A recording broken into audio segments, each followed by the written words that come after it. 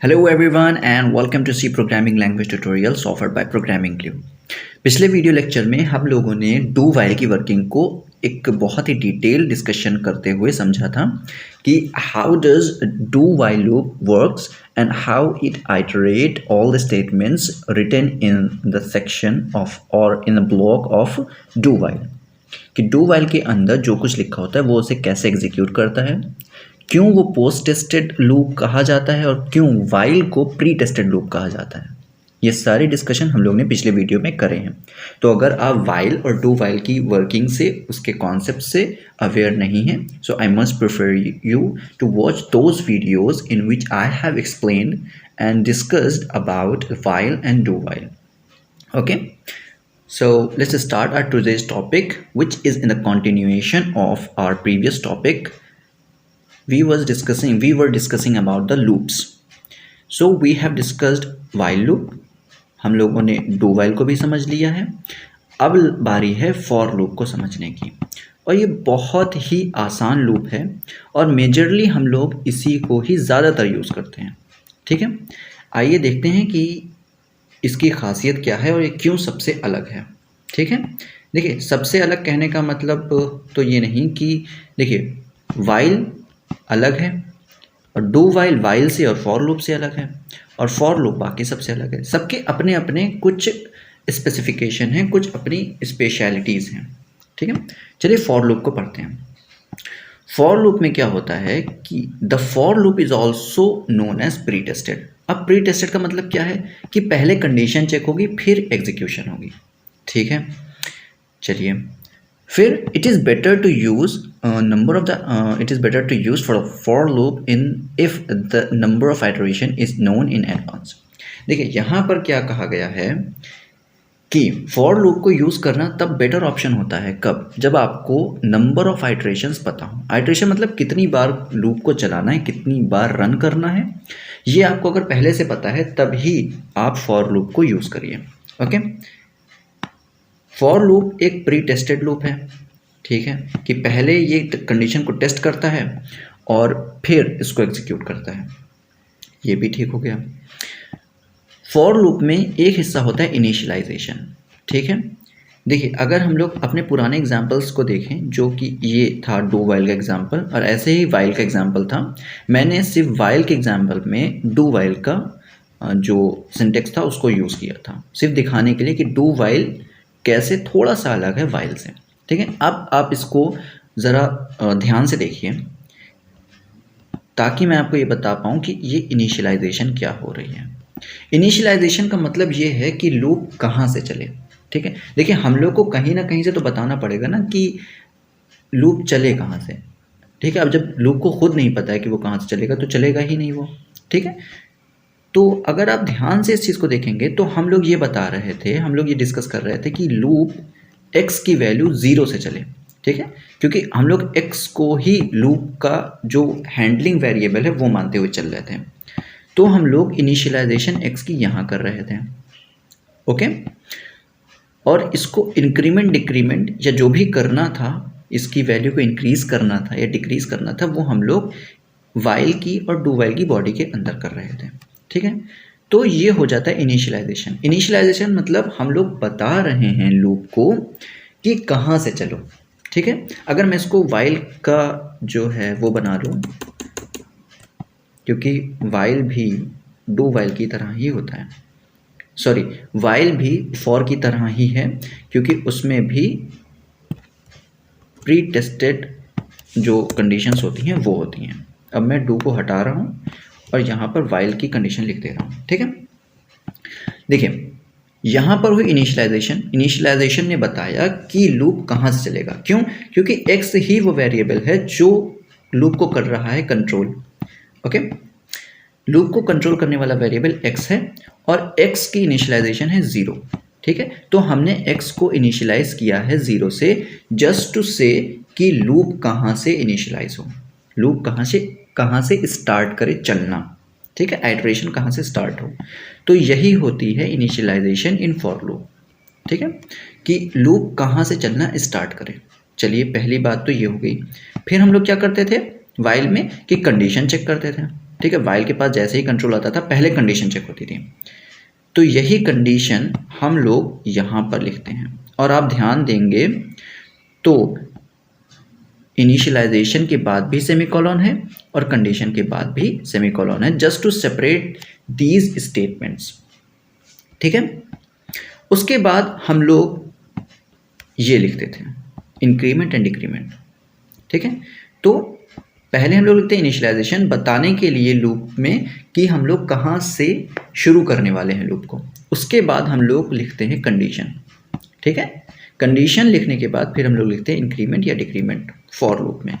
तो ये I hope ये जितनी भी टर्मिनोलॉजीज यहाँ पे लिखी हैं आपको क्लियर हो गई होंगी। ये इनिशियलाइजेशन, फिर ये कंडीशन हो गई, फिर ये इंक्रीमेंट या decrement according to the need of the program. ठीक है, अब ये वर्क कैसे करेगा। ठीक है, इनिशियलाइजेशन बता देगा कि लूप कहाँ से चलेगा। ठीक है, फिर लूप कहाँ से चलेगा उसके बाद होगी कंडीशन चेक। ठीक है, पहले कंडीशन चेक हो रही है यहाँ पर, इसी वजह से ये प्री टेस्टेड लूप है। ठीक है, कंडीशन चेक होगी, उसके बाद कंडीशन अगर ट्रू होती है तो एग्जीक्यूशन होगा। ठीक है, एग्जीक्यूट होने के बाद फिर से कंडीशन चेक होगी। ठीक है, कंडीशन और फिर इंक्रीमेंट डिक्रीमेंट अपने हिसाब से चलते रहेंगे। ठीक है, साथ ही में हर लूपिंग के साथ, हर आइट्रेशन के साथ इंक्रीमेंट डिक्रीमेंट चलते रहेंगे। चाहे आप पोस्ट इंक्रीमेंट यूज़ करें, पोस्ट डिक्रीमेंट यूज़ करें, या प्री इंक्रीमेंट या प्री डिक्रीमेंट। ठीक है, ये अपने हर आइट्रेशन के साथ चलते रहेंगे। ठीक है, तो कंडीशन जब तक कि फॉल्स नहीं हो जाती तब तक ये कोड एग्जीक्यूट होता रहेगा। ये बात तो आपको क्लियर हो गई होगी, अब तक लूप में ये बात तो आप समझ गए होंगे। ठीक है, तो पहले हम लोग फिर से इसको रिवाइज कर लेते हैं कि पहले इनिशियलाइजेशन करेंगे। ठीक है, कि लूप कहाँ से इनिशियलाइज होगा, उसके बाद कंडीशन लिखेंगे। अगर ये कंडीशन होती है ट्रू तो हम लोग इस कोड को करेंगे एग्जीक्यूट, जो भी यहाँ पर लिखा होगा। उसके बाद फिर से कंट्रोल वाइल के पास जाएगा, अब फिर से वो कंडीशन को पढ़ेगा। अगर कंडीशन ट्रू रहती है तो फिर से एग्जीक्यूट करेगा, और ये साइकिल कब तक चलती रहेगी, जब तक कि ये कंडीशन क्या ना हो जाए, फॉल्स। ठीक है, सो इसको और बेटर वे में समझने के लिए हम लोग इसको एक प्रोग्राम के थ्रू समझते हैं, और यही सेम प्रोग्राम यूज़ करेंगे ताकि आपको इस प्रोग्राम के थ्रू सारे लूप समझ में आ जाए। ठीक है, मैंने लगाया फॉर। ठीक है, फॉर के अंदर अब यहाँ पर मुझे लिखने की ज़रूरत नहीं है, मैं सिर्फ सिंपली वेरिएबल को डिक्लेयर कर दे रहा हूँ। ठीक है, सॉरी, तो क्या लिखना है, एक्स इनिशियलाइज विद 0 सेमीकोलन, उसके बाद कंडीशन। ठीक है, कंडीशन क्या थी, X less than equal to 9, फिर सेमीकोलन कंडीशन के बाद फिर इंक्रीमेंट या डिक्रीमेंट। अब देखिए मुझे यहाँ पर कुछ लिखने की ज़रूरत नहीं है, ये मैं क्या करूँगा, मैं यहाँ पर लिख दूंगा and that will be, this is looking sorted. For loop क्या करता है, आपको सॉर्टेड वे देता है कि आप यहाँ पे इनिशियलाइज कर दो, ऊपर करने की ज़रूरत नहीं, फिर वहीं की उसी के बाद आप कंडीशन दे दो। ठीक है, उसी के बाद जो इंक्रीमेंट डिक्रीमेंट लगाना है वो लगा दो। ठीक है, तो अब क्या होगा, लूप इनिशियलाइज होगा 0 से। ठीक है, देखेगा 0 less than equal to 9 true है, इसको एग्जीक्यूट कर दो। ठीक है, लेकिन जब ये एग्जीक्यूट हो रहा होगा ये पोस्ट डिक्रीमेंट है, मतलब कि इसकी एग्जीक्यूशन के बाद x को इंक्रीज कर दो 1 नंबर से। ठीक है, x इंक्रीज होके हो गया होगा 1, क्योंकि पहले 0 था, अब इसमें 1 का इंक्रीमेंट हो जाएगा तो हो जाएगा 1।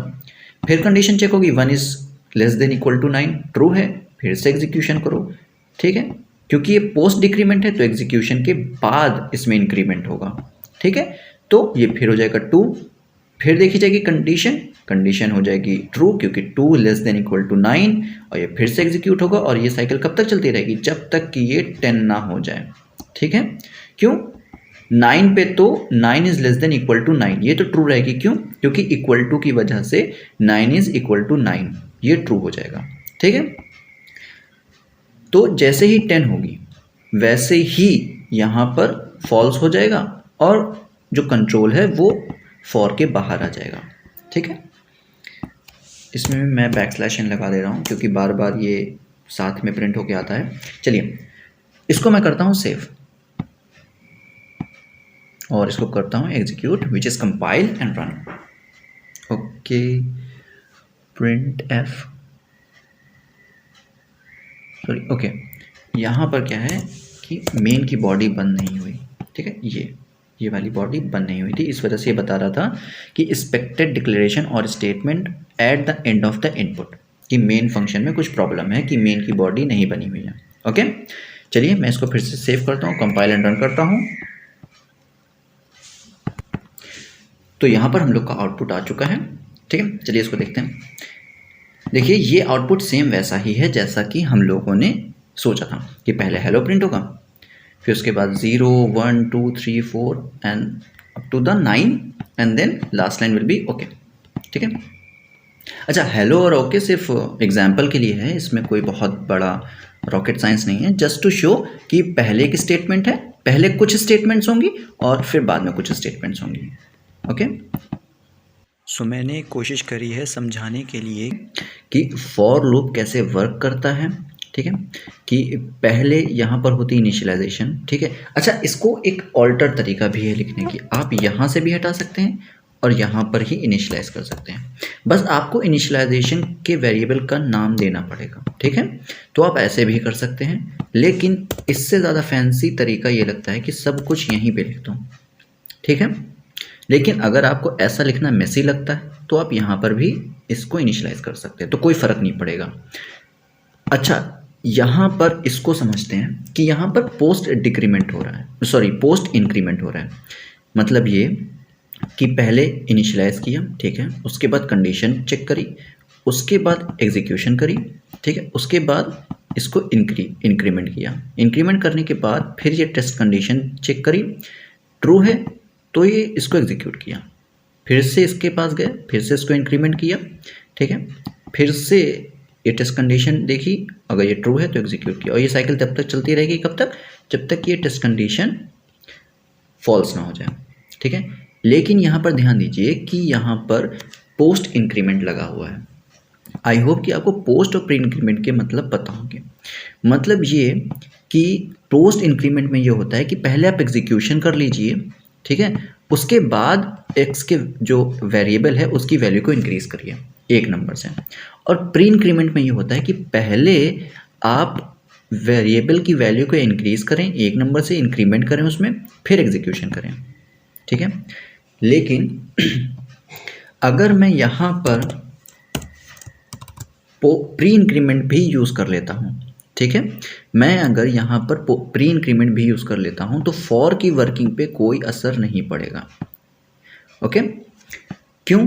क्योंकि पहले इनिशियलाइज हो गया, ठीक है, इनिशियलाइजेशन से हमें कोई मतलब नहीं है, अब हमें सिर्फ देखना है कि कंडीशन, ये कंडीशन ट्रू है कि नहीं है, ठीक है। तो हमने कंडीशन देखी, कंडीशन ट्रू है तो एग्जीक्यूशन होगा, ठीक है, उसके बाद इंक्रीमेंट हो जाएगा, ठीक है, क्योंकि इसमें इंक्रीमेंट वाला हिस्सा बाद में ही चल रहा है। ओके, तो इंक्रीमेंट हो जाएगा, इंक्रीमेंट होके 1 हो जाएगा, ठीक है। तो फॉर लूप में इन पोस्ट इंक्रीमेंट और प्री इंक्रीमेंट से ज़्यादा फर्क नहीं पड़ता, या यूँ कहूँ कि उससे फ़र्क नहीं पड़ता कि आपने पोस्ट इंक्रीमेंट यूज़ किया है या प्री इंक्रीमेंट यूज़ किया है। क्यों? क्योंकि इसकी वर्किंग ही कुछ ऐसी है कि पहले ये इनिशियलाइजेशन देखता है, ओके, फिर उसके बाद कंडीशन देखता है, कंडीशन जैसे ही ट्रू होती है वो एग्जीक्यूशन स्टार्ट कर देता है, फिर उसके बाद इसको इंक्रीमेंट करता है या डिक्रीमेंट करता है। अब उससे पोस्ट या प्री से कोई फ़र्क नहीं पड़ रहा, क्यों? क्योंकि ये चीज़ चल ही बाद में रही है। ओके, तो आप चाहें तो इसका आउटपुट भी देख सकते हैं। देखिए, अब आप मुझे ये बताइए कि जो हम लोग ने पिछला आउटपुट देखा था और ये जो आउटपुट देखा है, इसमें फ़र्क क्या है? कोई फ़र्क नहीं है। क्यों? क्योंकि फॉर लूप की वर्किंग ही कुछ ऐसी है कि यहाँ पर आप चाहे प्री इंक्रीमेंट लगा दें, चाहे पोस्ट इंक्रीमेंट लगा दें, कोई फ़र्क नहीं पड़ता, ठीक है। So this was all about for loop. I hope कि आपको समझ में आया होगा। अगर आपको ये वीडियो अच्छी लगी, इन्फॉर्मेटिव लगी है तो इस वीडियो को लाइक करिए, चैनल को सब्सक्राइब करिए, और अगर कोई भी कॉन्सेप्ट समझने में कोई भी प्रॉब्लम हुई है so you can connect me through WhatsApp और ईमेल। आप मुझे ईमेल कर सकते हैं या व्हाट्सएप के थ्रू मुझे कनेक्ट कर सकते हैं और आप अपने कमेंट सेक्शन में भी अपने क्वेश्चन डाल सकते हैं। मैं पूरी कोशिश करूँगा and I will try to give your answers to all of your questions. Okay, till then, take care.